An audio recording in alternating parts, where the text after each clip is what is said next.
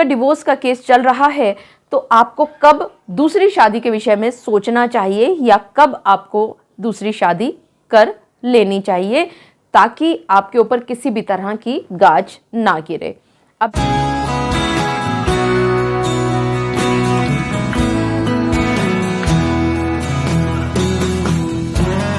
जब आपका और आपकी पत्नी के बीच में तलाक का केस चल रहा होता है कोर्ट में, तो आप एक एक दिन इंतज़ार किया करते हैं कि कब केस खत्म हो और कब आपके जीवन की पटरी आगे चले। यहाँ पर हमने अक्सर प्रैक्टिकली ये देखा है कि लोग इस चीज़ का इंतज़ार भी नहीं किया करते कि तलाक का केस अभी ख़त्म ही हुआ है या ख़त्म होने जा रहा है, फाइनल ऑर्डर पर है, तो वो तभी से डेट पक्की कर देते हैं शादी की। तो क्या तलाक होते ही अगले दिन शादी की जा सकती है? जी हाँ, आप सभी ने बिल्कुल ठीक समझा। आज के इस स्पेशल डिमांडेड वीडियो में मैं आप सभी के साथ उन सभी बातों पर, छोटी छोटी बातों पर चर्चा करने वाली हूं कि अगर आप दोनों के बीच में तलाक चल रहा है तो कब और कैसे शादी करना आपके लिए फायदेमंद साबित होगा। मैं एडवोकेट मोहिनी मोना आप सभी का पुनः स्वागत करती हूं और आप सभी देख रहे हैं आप सभी का पसंदीदा चैनल मोहिनी मोना एडवोकेट। अगर आपने मेरे इस चैनल को अभी तक सब्सक्राइब ना किया हो या आप मेरे इस चैनल के लिए नए हैं तो इसको जल्दी से जल्दी सब्सक्राइब कर दीजिएगा, ताकि आपको इसी तरह के लीगल इंफॉर्मेटिव वीडियोस की नोटिफिकेशन सबसे पहले मिल सके। अब देखिए,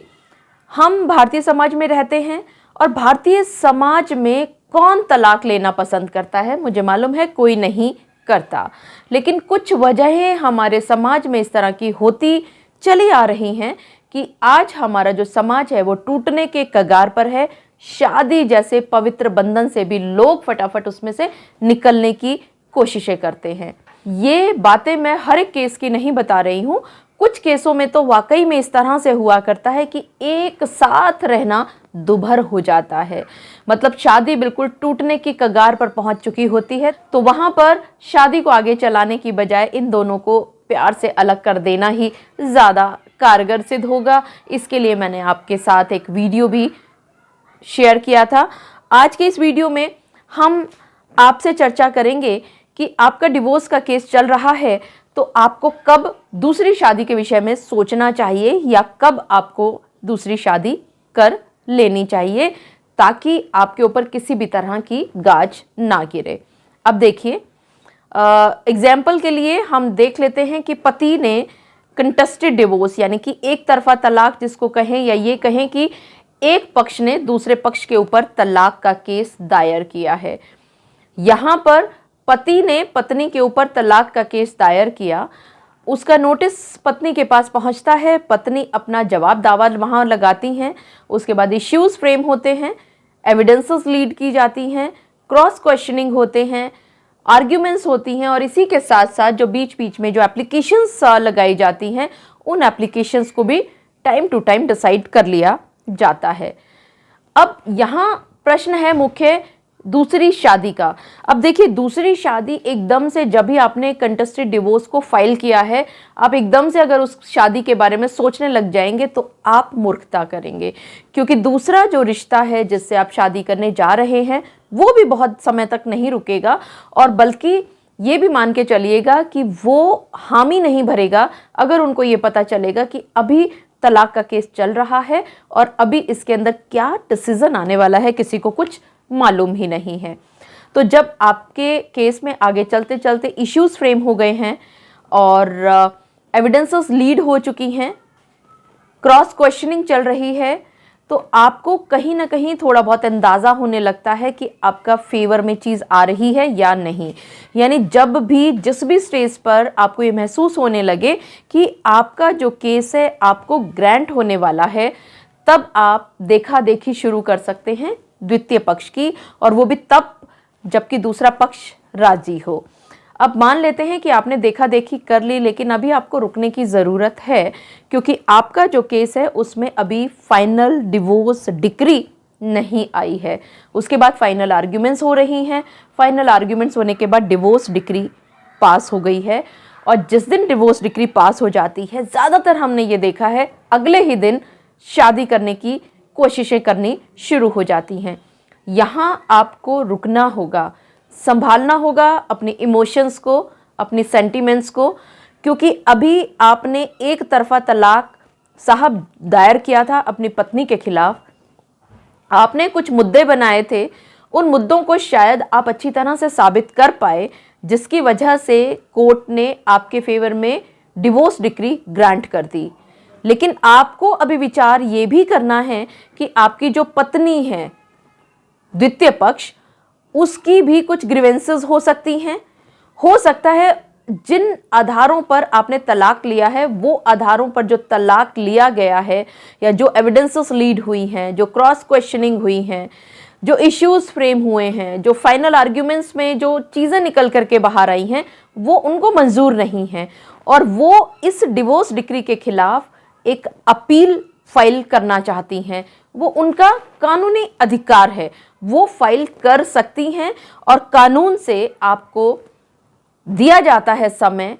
उस डिवोर्स डिक्री के विरुद्ध, यानी कि जो जज साहब ने आपके फेवर में डिवोर्स को ग्रांट किया है, या साधारण भाषा में कहें कि जो आपका जो तलाक का केस जो मंजूर किया गया था, उनको वो स्वीकार नहीं है और वो उसकी अपील करना चाहती हैं, वो ऊपरी कोर्ट में जाना चाहती हैं, और जो इनका कानूनन अधिकार भी है। और ये जो कानूनन अधिकार अपील का द्वितीय पक्ष को मिलता है, वो मिलता है कम से कम 3 महीने या यूं कहें कि 90 दिन। तो इसका सीधा सा अर्थ ये हुआ कि क्योंकि आपकी पत्नी ने, जिनके विरुद्ध आपने डिवोर्स डिक्री ले ली है, उनके पास अभी कानूनन अधिकार है इसका अपील करने का, और हो सकता है कि उस अपील में आपकी जो पत्नी है वो इस डिवोर्स डिक्री के अगेंस्ट ऑर्डर लेने में कामयाब हो जाएं, यानी कि इस डिवोर्स डिक्री जो कि आपको ग्रांट हुई है, इसको खत्म करवा सकें उस अपील के माध्यम से। और आप ये सोचें कि 1 महीना हो गया है और आपके पास किसी भी तरह का कोई नोटिस नहीं आया है, कोई सम्मन नहीं आया है, तो इसका मतलब ये हुआ, आपने अपने मन में ये ठान लिया बैक ऑफ द माइंड कि आपकी पत्नी इस डिवोर्स को स्वीकार कर चुकी है और आप जल्दबाजी में शादी कर बैठते हैं। लेकिन आपको ये मालूम होना चाहिए कि जब आपने केस फाइल किया था तो कुछ महीनों तक आपकी पत्नी को भी इस केस के बारे में जानकारी नहीं हुई थी। जब आपका केस एडमिट हो गया था और एडमिट होने के बाद जब इसमें समन्स इशू किए गए थे कोर्ट की तरफ से, ये कहा गया था कि द्वितीय पक्ष को बुलाया जाए, उसके बाद समन्स वहां भेजे गए थे और तब उनको मालूम हुआ था कि आपने उनके विरुद्ध ये केस फाइल किया है। ठीक इसी तरह से क्योंकि आपकी पत्नी के पास 3 महीने तक का टाइम है अपील फाइल करने का, तो वो जो फाइल करने से पहले जो वो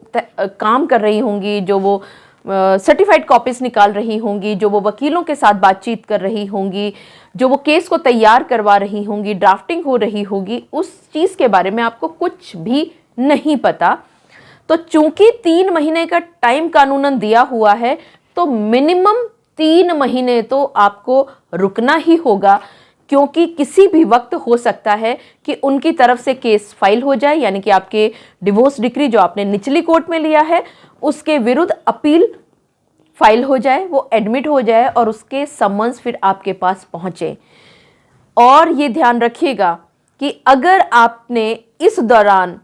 इस 3 महीने का जो कानूनन पीरियड पत्नी को दिया गया था अपील करने का, उस दौरान अगर आपने शादी दूसरी कर ली है, तो उस शादी की कानून की नज़र में कोई अहमियत नहीं हुआ करती। तो आप ये सोच समझ करके कोई भी कदम उठाइएगा कि कम से कम जो कानूनन लिमिटेशन टाइम है अपील करने का, उस समय तक तो आप कम से कम रुके, क्योंकि यहाँ पर आप 2 परिवारों को खराब करेंगे। एक तो आप अपने परिवार को, क्योंकि आप अब लटक गए, और इसी तरह से जिस दूसरी बीवी को आप अपने घर में लेकर के आए हैं, उनकी शादी को कोई कानूनी मान्यता प्राप्त नहीं हो पा रही है, तो वो भी अधर में लटक गई। तो आपकी जल्दबाजी से, आपके जल्दबाजी में लिए हुए नासमझी वाले कदम से 2 जिंदगियां खराब होती हैं, क्योंकि हो सकता है कि अपील में वो आपकी डिवोर्स डिक्री को पलटवा दे। मुझे पूरा विश्वास है कि आप सभी को मेरे आज के इस वीडियो के माध्यम से ये बात भलीभांति पता चल गई होगी कि जब आप तलाक का केस फाइल किया करते हैं तो कहीं ना कहीं आपके मन में ये बात ज़रूर रहती है कि जैसे ही तलाक ग्रांट होगा आप दूसरी शादी कर लेंगे। और उसके लिए कई बार हमने देखा है कि आप दूसरी लड़की के साथ बातचीत करना शुरू कर देते हैं या देखा देखी भी हो जाती है, रोका भी हो जाता है। लेकिन आपको ये सलाह दी जाती है इस वीडियो के माध्यम से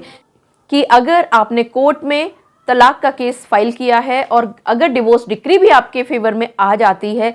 तो भी आपने जल्दबाजी में शादी नहीं करनी है। जो कानूनन अधिकार प्राप्त है अपील का आपकी पत्नी को उस डिवोर्स डिक्री के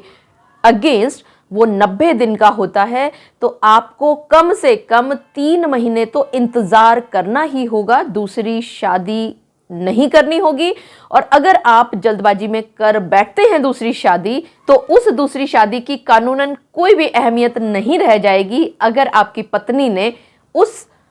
टाइम लिमिट के अंदर अपील फाइल कर दी है। तो मुझे पूरा विश्वास है कि आप सभी को मेरा आज का वीडियो भी बहुत अच्छा लगा होगा। अगर आपको मेरा आज का वीडियो भी अच्छा लगा तो इसको लाइक, शेयर और कमेंट करना ना भूलिएगा। और हाँ, अगर आप मेरे इस चैनल के लिए नए हैं या आपने अभी तक मेरे इस चैनल को सब्सक्राइब नहीं किया है तो इसको जल्दी से जल्दी सब्सक्राइब कर दीजिएगा ताकि आपको इसी तरह के लीगल इन्फॉर्मेटिव वीडियोज़ की नोटिफिकेशन सबसे पहले मिल सके। अपना और अपने परिवार का बहुत अच्छी तरह से ध्यान रखिएगा। Thank you, take care, bye bye.